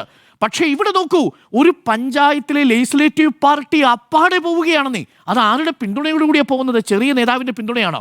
DCCയുടെ ജനറൽ സെക്രട്ടറിയായ TM ചന്ദ്രൻ്റെ ഒപ്പം തന്നെ മണ്ഡലത്തിൻ്റെ പ്രസിഡന്റായ ഷാഫി കല്ലൂപ്പറമ്പൻ്റെ ഇവരുടെ പിന്തുണയോടുകൂടിയാണ്. എന്ന് പറഞ്ഞാൽ വെറും പ്രാദേശികമായിട്ട് ആ പഞ്ചായത്തിൽ ഒതുങ്ങുന്നതല്ല, പകരം പാർട്ടിയുടെ ജില്ലയിലെ തന്നെ വളരെ പ്രധാനപ്പെട്ട ഒരു നേതാവിൻ്റെ ഒത്താശയോടുകൂടിയാണ് ഇവിടെ BJP പിന്തുണയോടുകൂടി ഒരാളെ കൊണ്ടുവരാൻ പോകുന്നത്. നേരത്തെ നിങ്ങൾ കണക്ക് പറഞ്ഞല്ലോ, യഥാർത്ഥത്തിൽ അരുണാചൽ പ്രദേശിൽ സംഭവിച്ചതുപോലെയല്ലേ? ഒരു MLA പോലും ഇല്ലാത്ത പുതുച്ചേരിയിൽ സംഭവിച്ചതുപോലെയല്ലേ? കേവലം 4 അംഗങ്ങൾ മാത്രമുള്ള മറ്റൊരു പഞ്ചായത്തിൽ BJPക്ക് പ്രസിഡന്റിനെ തീരുമാനിക്കാനുള്ള ശേഷി കൊടുത്തതാരാ? ആ BJPക്ക് അവിടെ വിസിബിലിറ്റി കൊടുത്തതാരാ? നിശ്ചയമായും അത് കോൺഗ്രസിൻ്റെ ജില്ലാ നേതൃത്വത്തിലെ വളരെ പ്രധാനപ്പെട്ട നേതാവിൻ്റെ പിന്തുണയോട് കൂടിയിട്ടാണ്. കാര്യങ്ങൾ വിശദീകരിക്കാൻ പോലും കഴിയുന്നില്ല. അവിടെയാണ് കുമരകത്തു നിന്നുള്ള വാർത്ത കൂടി വരുന്നത്. അപ്പോൾ മറ്റത്തൂർ മുതൽ കുമരകം വരെ നമുക്കിങ്ങനെ ഒരു കേരള മോഡൽ വരുന്നു എന്നുള്ളത് ഒരു ഭയപ്പാടോടു കൂടിയാണ് ഞാൻ കാണുന്നത്. അത് ഏതു കാര്യത്തിൻ്റെ പുറത്ത് നമ്മൾ നിഷേധിക്കാൻ ശ്രമിച്ചാലും ഇന്ത്യ ഒന്നാകെ കാണുന്ന ഒരു രാഷ്ട്രീയ പരിണാമത്തിൻ്റെ വഴി എന്ന് പറയുന്നത് വളരെ എളുപ്പം കോൺഗ്രസിൽ നിന്ന് ഇരുട്ടി വെളുക്കുമ്പോഴേക്കും BJP-ആയി മാറുന്നതിന് ഒരു ബുദ്ധിമുട്ടും ഉണ്ടാവുന്നില്ല എന്നുള്ളതാണ്. പ്രത്യയശാസ്ത്രപരമായ ഒരു തടസ്സവും അവർ നേരിടുന്നില്ല എന്നുള്ളതാണ്. അതുകൊണ്ടാണല്ലോ ദിഗ്വിജയ് സിംഗ് എന്ന് പറയുന്ന ഇന്ത്യയിലെ തന്നെ ഏറ്റവും പ്രധാനപ്പെട്ട എണ്ണം പറഞ്ഞ രാഷ്ട്രീയ നേതാവ് RSSനെ കുറിച്ച് പറഞ്ഞ വാചകം എന്താ? ഏത് ദൃശ്യമാണ് അദ്ദേഹം പങ്കുവച്ചിരിക്കുന്നത്? LK അദ്വാനിയുടെ ഒപ്പം തറയിലിരിക്കുന്ന മോദിയെക്കുറിച്ച് ദിഗ്വിജയ് സിംഗ് പറഞ്ഞ വാചകം തന്നെ ഞാൻ നേരത്തെ സൂചിപ്പിച്ച ഒരു രാത്രിയുടെ ദൂരം മാത്രം മതി ഒരു കോൺഗ്രസ് നേതാവിന് RSSലേക്കും BJPയിലേക്കും പരിവർത്തനം ചെയ്യപ്പെടാൻ. ആ വാക്കിങ്ങനെയാണ് ദിഗ്വിജയ് സിംഗിൻ്റെ. എൻ്റെ ഹൃദയഹാരിയായ ചിത്രം RSSന്റെ താഴെത്തൊട്ടിലുള്ള ഒരു സ്വയം സേവകൻ വിശേഷിപ്പിക്കുന്നത് ആരെക്കുറിച്ചാ? സാക്ഷാൽ നരേന്ദ്രമോദിയെക്കുറിച്ച്. രാഹുൽ ഗാന്ധി രാവും പകലും വെളുപ്പാക്കി ഇന്ത്യയിലുള്ള സമയത്ത് അദ്ദേഹത്തിൻ്റെ ഇടയ്ക്കുള്ള ഷോർട്ട് ടൂർ ഒഴിച്ചു നിർത്തി കഴിഞ്ഞാൽ ബാക്കിയുള്ള സമയത്ത് നിരന്തരം എതിർത്തുകൊണ്ടിരിക്കുന്ന നരേന്ദ്രമോദിയെക്കുറിച്ച് പറയുകയാണ് ദിഗ്വിജയ് സിംഗ് എന്ന കോൺഗ്രസിലെ ഏറ്റവും തലമുതിർന്ന നേതാക്കളിൽ ഒരാൾ. ശശി തരൂരിനേക്കാൾ ഒരുപക്ഷെ 2 പതിറ്റാണ്ട് രാഷ്ട്രീയ പാരമ്പര്യം കൂടുതലുള്ള ദിഗ്വിജയ് സിംഗ് പറയുന്നു, താഴെത്തട്ടിലുള്ള ഒരു സ്വയം സേവകൻ, ജനസംഘിൻ്റെ സാധാരണ പ്രവർത്തകൻ നേതാക്കളുടെ കാൽച്ചുവട്ടിൽ തറയിലിരിക്കുന്നു. പിന്നീട് അദ്ദേഹം മുഖ്യമന്ത്രിയും പ്രധാനമന്ത്രിയുമായി. ഇതാണ് സംഘടനയുടെ ശക്തി. ഏത് സംഘടനയുടെ ശക്തി? അദ്ദേഹം പിന്നീട് വിശദീകരിക്കാൻ ശ്രമിക്കുന്നുണ്ട്. ഞാൻ RSSന്റെ സംഘടനാ മികവിനെ കുറിച്ചാണ് പറഞ്ഞത്. RSSന്റെ സംഘടനാ മികവിനെ കുറിച്ച് പറയുമ്പോൾ നിങ്ങൾ ലെജിറ്റിമൈസ് ചെയ്യുന്നത് RSSന്റെ പ്രത്യയശാസ്ത്ര പദ്ധതി കൂടിയാണ്. അത് അങ്ങനെയാണ് സംഘടന പ്രവർത്തിക്കുന്നതെന്നേ. ആ സംഘടനയെക്കുറിച്ച്, ആ സംഘടനയുമായി ബന്ധപ്പെട്ട് പ്രവർത്തിച്ച സവർക്കറെ കുറിച്ച് എന്താണ്, LK അദ്വാനിയെക്കുറിച്ച് എന്താണ് ശശി തരൂർ പറഞ്ഞതെന്ന് നമ്മുടെ മുന്നിലില്ലേ? 1ഉം 2ഉം തവണയാണോ? 1 ഡസനിലേറെ തവണയല്ലേ BJP നേതാക്കളെക്കുറിച്ച്, നരേന്ദ്രമോദിയെക്കുറിച്ച്, ഈ സർക്കാരിനെക്കുറിച്ച് ശശി തരൂർ പറഞ്ഞത്? ഒരു ഭാഗത്ത് ശശി തരൂർ നിൽക്കുന്നു. ഇന്ന് ശശി തരൂരിനോടൊപ്പം ഇരിക്കുന്ന ദിഗ്വിജയ് സിംഗിനും RSS എന്ന് പറയുന്നത് മികച്ച സംഘടനാ പാടവമുള്ള ഒരു സംഘടനയാണ് എന്ന് പറയുന്ന സാഹചര്യത്തിലേക്ക് വരുന്നു. ഇതെവിടെയാണ് ഇത് പോകുന്നത്? പറയുന്നത് തലമുതിർന്ന നേതാവ്. അപ്പോൾ ദിഗ്വിജയ് സിംഗും ശശി തരൂരും അങ്ങ് കേന്ദ്രത്തിൽ, ഇവിടെ TM ചന്ദ്രനും ഷാഫി കല്ലൂപ്പറമ്പനും ഈ ഇവിടെയുള്ള മറ്റത്തൂരിലുള്ള മണ്ഡലത്തിൽ, പഞ്ചായത്തിൽ, ഈ കുമരകത്തുള്ള പഞ്ചായത്തിൽ ഒക്കെ ഇവർക്ക് BJP-യുമായി ബന്ധം കൂടുന്നതിന് ഒരു തരത്തിലുള്ള രാഷ്ട്രീയമായ ബുദ്ധിമുട്ടും ഉണ്ടാവുന്നില്ല, ഒരു തരത്തിലുള്ള പശ്ചാത്താപവും ഉണ്ടാവുന്നില്ല എന്നുള്ളതാണ്. അപ്പോൾ അവരുടെ രാഷ്ട്രീയത്തെ അവർ തിരിച്ചറിയുന്നില്ല എന്നുള്ളതാണ് വാസ്തവം. പ്രിയപ്പെട്ട പ്രേക്ഷകരെ, ഞാൻ പെരുമ്പാവൂരിൽ കൂടി നിങ്ങളുടെ ശ്രദ്ധ ക്ഷണിക്കുക. അവിടെ വലിയ പിന്തുണയൊന്നുമില്ല. അവിടെ ഒരു സംഭവം നടന്നു. എന്താണെന്നറിയാമോ? പെരുമ്പാവൂരിലെ മുനിസിപ്പൽ ചെയർപേഴ്സൺ രാഹുകാലം കഴിഞ്ഞ് ഞാൻ അധികാരം ഏറ്റെടുക്കൂ എന്ന് പറഞ്ഞുകൊണ്ട് 45 മിനിറ്റ് 45 മിനിറ്റ് ബാക്കിയുള്ള ഉദ്യോഗസ്ഥരെ പുറത്തു നിർത്തി. എന്താ കോൺഗ്രസിന്റെ ഒരു മുനിസിപ്പൽ ചെയർപേഴ്സൺ രാഹുകാലം നോക്കി ഞാൻ അധികാരത്തിലേക്ക് വരുമെന്ന് പറയുന്നതിന് ഒരു രാഷ്ട്രീയമായ പ്രത്യയശാസ്ത്രപരമായ ബുദ്ധിമുട്ടും ഇല്ലാതെ പോകുന്നത് എന്തുകൊണ്ടാണ്? ഉള്ളിൻ്റെ ഉള്ളിൽ തികട്ടി വരുന്ന ഒരു ബോധമുണ്ടല്ലോ. ആ ബോധം രാഷ്ട്രീയമായി ഗുണം ചെയ്യുന്നത്, രാഷ്ട്രീയമായി ഏറ്റവും എളുപ്പം നിങ്ങൾക്ക് ചേരാൻ കഴിയുന്ന ചേരി BJP-യുടേതാണെന്ന തിരിച്ചറിവുണ്ടാവുന്നത് കൊണ്ടാണ്.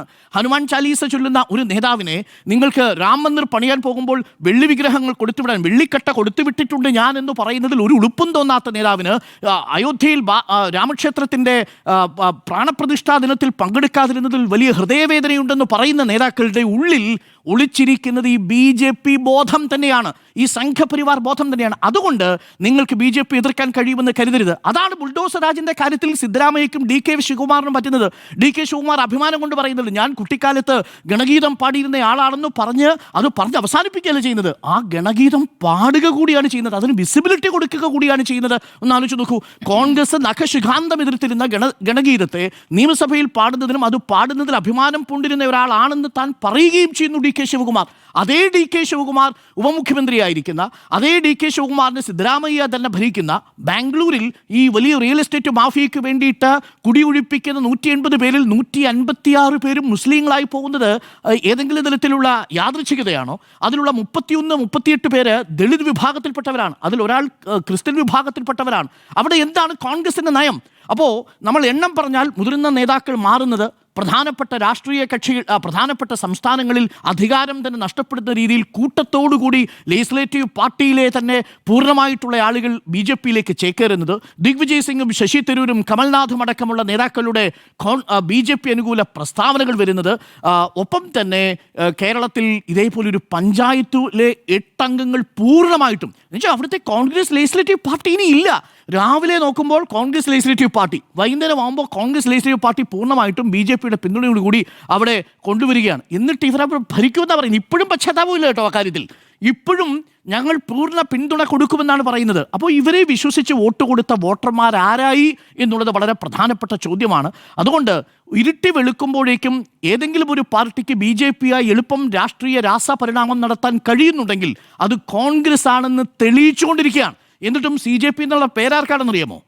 കേരളത്തിലെ CPM എന്ന് പറയുന്ന പാർട്ടിക്കാണ് ഇവർ ഇട്ടുകൊടുക്കുന്നത്. ഒരു ഉദാഹരണം കാണിച്ചാൽ ആ ഉദാഹരണം അതും ഇപ്പോൾ നമ്മൾ ബദിയടുക്കയിലെ കാര്യം പറഞ്ഞല്ലോ. അവിടെ ഒരേ ഒരു അംഗം വിട്ടുനിന്നത് മൂലം UDF-നും BJP-ക്കും അവസരം വന്നു. അവർ ടൈയാണ് അവിടെ നിശ്ചയിച്ചത്, രണ്ടുപേർക്കും ഒരേ സ്ഥാനമാണ്. ആ വിട്ടുനിന്നത് BJP-ക്ക് ഭൂരിപക്ഷം കിട്ടുന്ന സാഹചര്യത്തിലല്ല, അവിടെ ടൈ ഇടാനുള്ള സാഹചര്യം മാത്രമേ ഉണ്ടാക്കിയുള്ളൂ. അതാണ് നമ്മൾ വീണ്ടും എടുത്തു പറയുന്നത്. ഒരു പഞ്ചായത്ത് അപ്പാടെ ഒലിച്ചുപോയി, ഒരു പഞ്ചായത്തിലെ പാർട്ടി അപ്പാടെ ഒലിച്ച് BJP ക്യാമ്പിലേക്ക് പോയി. അവിടെയാണ് നമ്മൾ ഇതിനെക്കുറിച്ച് സൂചിപ്പിക്കുന്നത്. അതുകൊണ്ട് ഇനിയെങ്കിലും അത്തരത്തിലുള്ള രാഷ്ട്രീയ വിമർശനങ്ങൾ ഉന്നയിക്കുമ്പോൾ സ്വന്തം പാളയത്തിലുള്ള ഈ സംഘപരിവാർ ആഭിമുഖ്യമുള്ള നേതാക്കളെയും സംഘപരിവാർ ആഭിമുഖ്യമുള്ള പാർട്ടിയുടെ പ്രാദേശിക ഘടകങ്ങളെയും ഒക്കെ ഒന്ന് ഓർമ്മിക്കണമെന്നേ ഈ ഘട്ടത്തിൽ പറയാനുള്ളൂ. ഒരു മനുഷ്യൻ മഞ്ഞും വെയിലും ഒക്കെ കൊണ്ട് ഇവിടെ വോട്ട് ചോരിയുമായി BJP-യുടെ സംഘപരിവാർ രാഷ്ട്രീയത്തെ നിരന്തരം എതിർത്തുകൊണ്ട് സഞ്ചരിക്കുന്നുണ്ട്. പക്ഷേ കേരളം മാത്രമല്ല പല സംസ്ഥാനങ്ങളിലെയും ഇപ്പം ദിഗ്വിജയ് സിംഗിന് എന്താണ് ഇങ്ങനെ തോന്നാനുള്ള കാരണം? വളരെ എളുപ്പമല്ലേ, രാജ്യസഭ ടേം അവസാനിക്കാൻ പോവാണ്. അധികാരം എന്ന്, അതുകൊണ്ടാണ് ഞാൻ തുടക്കത്തിൽ പറഞ്ഞത് ക്യാഷ് കൊടുത്തല്ല മറിക്കാൻ പോകുന്നത്. പകരം എന്താ, നിങ്ങൾക്കുള്ള അധികാര സാധ്യതകളാണ് മുന്നിൽ കാണുന്നത്. അധികാരത്തിലേക്കുള്ള നിങ്ങളുടെ വാഗ്ദാനങ്ങളാണ് നിങ്ങൾക്ക് തരുന്നത്. ആ വാഗ്ദാനങ്ങളിൽ പെട്ടുപോകാൻ പോകുന്ന ഒരു രാഷ്ട്രീയമായിട്ടുള്ള ബുദ്ധി മാത്രമേ, രാഷ്ട്രീയമായിട്ടുള്ള ശേഷി മാത്രമേ കോൺഗ്രസിന് ഉള്ളതെങ്കിൽ പണ്ടാരോ പറഞ്ഞതുപോലെ മികച്ച കോൺഗ്രസ് നേതാക്കളെ നിങ്ങൾ തിരഞ്ഞെടുത്തോളൂ, അവർ BJP-യുടെ ഫിക്സഡ് ഡിപ്പോസിറ്റാണ്. അപ്പോൾ BJP-യുടെ ഫിക്സഡ് ഡിപ്പോസിറ്റായി കോൺഗ്രസിലെ നേതാക്കളോ കോൺഗ്രസിൻ്റെ പ്രാദേശിക ഘടകമോ മാറുന്നത് വളരെ ഖേദകരമായൊരു സാഹചര്യമാണ്. അത് കേരളത്തിൽ സംഭവിക്കുന്നുണ്ട് എന്നുള്ളതാണ് നമ്മുടെ മുന്നിൽ. അപ്പോൾ ആ അർത്ഥത്തിൽ മുഖ്യമന്ത്രി പറഞ്ഞതുപോലെ ഇത് കേരള മോഡലിലുള്ള ഒരു ഓപ്പറേഷൻ ലോട്ടസ് ആണ് എന്ന് പറയാം. നേരിട്ട് പൈസയല്ല, പക്ഷേ അധികാരമാണ് പ്രശ്നം. എന്ത് വില കൊടുത്താലും LDF-ന്റെ പ്രസിഡന്റ് വരുന്നത് തടയണം. ഒന്ന് ആലോചിച്ച് നോക്കൂ, അതിനകത്തെ പൊളിറ്റിക്കൽ സ്റ്റേറ്റ്മെൻറ്റ് എന്താ അതിലെ പൊളിറ്റിക്കൽ സ്റ്റേറ്റ്മെൻറ്റ്? എന്തു വില കൊടുത്തും BJP-യുടെ പിന്തുണയോടുകൂടി LDF-ന്റെ തൃപ്പൂണിത്തുറയിൽ എന്തുകൊണ്ടാണ് ഇപ്പോൾ BJP അധികാരത്തിൽ വന്നത്? എന്തുകൊണ്ടാണ് പാലക്കാട് മുനിസിപ്പാലിറ്റിയിൽ ഒരുമിച്ച് നിന്നിരുന്നെങ്കിൽ പാലക്കാട് മുനിസിപ്പാലിറ്റിയിൽ നിന്ന് വേണമെങ്കിൽ പുറത്താക്കാമായിരുന്നില്ലേ? അതിൽ CPM-ഉം ആദ്യം CPM ഇക്കാര്യത്തിൽ അനുകൂലമായ നിലപാട് സ്വീകരിക്കാം. സുരേഷ് ബാബുവിൻ്റെ സ്റ്റേറ്റ്മെൻറ്റ് വന്നു. അത് ആലോചിച്ച് തീരുമാനിക്കണം എന്ന് പറഞ്ഞു. വളരെ പെട്ടെന്ന് സംസ്ഥാന തലത്തിൽ തീരുമാനം വരുന്നു. എറണാകുളത്താണെങ്കിൽ DCC പ്രസിഡന്റ് കട്ടായം പറയുന്നു ഒരു തരത്തിലുള്ള കോംപ്രമൈസിനും ഇല്ല, ഒരു തരത്തിലുള്ള ഒത്തുതീർപ്പുകൾക്കും ഇല്ല എന്ന് പറയുന്നു. തൃപ്പൂണിത്തുറ മുനിസിപ്പാലിറ്റിയിലും പാലക്കാട് മുനിസിപ്പാലിറ്റിയിലും BJP അധികാരത്തിൽ വന്നില്ലേ? ഈ രണ്ട് പ്രധാനപ്പെട്ട നഗരസഭകളിൽ ഇല്ലെങ്കിലും നോക്കൂ, കേരളത്തിൽ BJPക്ക് ഒരൊറ്റ നഗരസഭ പോലും കിട്ടില്ല. ഈ രണ്ട് പാർട്ടികളും ഒരുമിച്ചെങ്കിൽ 12ത്തെ ഭരണം അവസാനിപ്പിച്ച് അവിടെ അധികാരത്തിൽ വന്നത് LDF അല്ലേ? എന്നിട്ടും വിളിപ്പേര് CJP എന്നുള്ള വിളിപ്പേരാണ് LDFന് കിട്ടുന്നത്. അപ്പോൾ ഇതാണ് രാഷ്ട്രീയ വസ്തുതകൾ സംഭവിച്ചുകൊണ്ടിരിക്കുന്നത്. മറ്റത്തൂരിൽ സംഭവിച്ചത്, കുമരകത്ത് സംഭവിച്ചതൊക്കെ അരുണാചൽ പ്രദേശിൻ്റെയും ഗോവയുടെയും കർണാടകയുടെയും പുതുച്ചേരിയുടെയും ഒക്കെ ഒരു കേരള മോഡലാണ് എന്നുള്ളത് തന്നെയാണ് എൻ്റെയും ഈ വിഷയത്തിലെ ടേക്ക്. ഒരു കാര്യം കൂടി ഒന്ന് കൂട്ടിച്ചേർത്തോട്ടെ, ഇപ്പോഴും ഈ തണുപ്പത്തും കർണാടകയിൽ യലഹങ്കയിൽ ആ കുടുംബാംഗങ്ങൾ അവിടെ പുറത്ത് കഴിയുകയാണ്. ടാർപോളിൻ പോലും മേടിച്ചു കൊടുത്തിട്ടില്ല, ടാർപോളിൻ പുതപ്പ് മേടിച്ചു കൊടുത്തിട്ടില്ല, ടാർപോളിൻ വാങ്ങിച്ചു കൊടുത്തിട്ടില്ല, പുതപ്പ് വാങ്ങിച്ചു കൊടുത്തിട്ടില്ല. ആ തണുപ്പിൽ അതിൽ നോക്കൂ 68 or 69 കുട്ടികളുണ്ട്, ആ ഗർഭിണികളുണ്ട്. ഇതാണോ അവിടെ തണുപ്പത്തിൽ ന്യൂനപക്ഷ സൗഹൃദം അല്ലെങ്കിൽ ന്യൂനപക്ഷ സ്നേഹം എന്നുള്ളത് വളരെ പ്രധാനപ്പെട്ട ചോദ്യമാണ്. ഒരു ഭാഗത്ത് ന്യൂനപക്ഷം മാത്രമല്ലേ, അവിടുത്തെ സാധാരണക്കാരായ ദരിദ്രരായ ആളുകൾ എന്ന് കണക്കാക്കിയാൽ മതി. മുസ്ലിം ന്യൂനപക്ഷത്തെ ലക്ഷ്യമിട്ടുകൊണ്ട് നടന്നിരിക്കുന്ന ഒരു ഓപ്പറേഷൻ എന്ന രൂപത്തിൽ അതിനെ കാണാൻ പറ്റില്ല. യുപിയുമായി അവിടെ ഒരു താരതമ്യം അവിടെയാണ് തെറ്റുന്നത്. പക്ഷേ ഇത് ഒരു തരത്തിലും അംഗീകരിക്കാൻ പറ്റാവുന്ന കാര്യമല്ല. റിയൽ എസ്റ്റേറ്റിന് വേണ്ടിയുള്ള കുടിയിറക്കമാണ്. പക്ഷെ നോക്കൂ, നമ്മുടെ തെരുവുകളിൽ ഏറ്റവും കൂടുതൽ അന്തി ഉറങ്ങുന്ന മനുഷ്യരിൽ ഏറ്റവും കൂടുതൽ വിഭാഗം വരുന്നത് ഈ ന്യൂനപക്ഷ വിഭാഗത്തിൽപ്പെട്ടവരാണ്. അത് ബോധ്യമാവാത്ത ആളാണോ സിദ്ധരാമയ്യ? അതിങ്ങനെ രാഷ്ട്രീയമായി വ്യാഖ്യാനിക്കപ്പെടുന്നത് BJP ഉത്തർപ്രദേശിലെ ക്രിമിനലുകളുടെ കാര്യത്തിൽ എടുക്കുമ്പോൾ ഉത്തർപ്രദേശിന്റെ ലിസ്റ്റിൽ ഈ പറയുന്ന വിഭാഗത്തിലെ ആളുകൾ സ്വാഭാവികമായും കടന്നു വരുന്നത് എങ്ങനെയാണ്? അവർ ക്രിമിനലുകളായതുകൊണ്ടല്ല, അവിടുത്തെ മെജോറിറ്റി സ്റ്റേറ്റ് ഭരിക്കുന്നതിന്റെ ഗുണഭോക്താക്കൾ ഇവരല്ലാത്തത് കൊണ്ടാണ്. ഇപ്പോൾ കർണാടകയിലാണെങ്കിലും ഏത് സംസ്ഥാനങ്ങളിലാണെങ്കിലും സച്ചാർ കമ്മിറ്റി റിപ്പോർട്ട് പ്രകാരം ദരിദ്രരുടെ താഴെത്തട്ടിൽ കഴിയുന്നത് ന്യൂനപക്ഷ വിഭാഗമാണ്. അപ്പോൾ കുടിയിറക്കപ്പെടുന്നതിൽ ആ വിഭാഗം ഉണ്ടാകുമെന്നുള്ള ബോധ്യമാണ് രാഷ്ട്രീയം. കേരളത്തിൽ സംഭവിക്കുന്നില്ലല്ലോ. അല്ല, അവിടെ DK ശിവകുമാറും ഈ സിദ്ധരാമയ്യയും തമ്മിലുള്ള പ്രശ്നമുള്ള സമയത്ത്, മുഖ്യമന്ത്രി പ്രശ്നമുണ്ടാകുന്ന സമയത്ത് BJPന്റെ സംസ്ഥാന അധ്യക്ഷൻ പറഞ്ഞ എന്താ അറിയോ? വേണമെങ്കിൽ ഞങ്ങൾ DK ശിവകുമാർ മുഖ്യമന്ത്രിയാക്കി തരാമെന്ന് പറഞ്ഞു. ഞങ്ങളോട് വന്നാൽ വളരെ ഈസി അല്ലേ? ഇതെങ്ങോട്ടാണ് പോകുന്നതെന്നാണ്. അപ്പോൾ നമുക്ക് ഓപ്പറേഷൻ താമരയോ എന്നുള്ളതാണ് ചോദ്യം. 2 പേർ യെസ്, 2 പേർ നോ.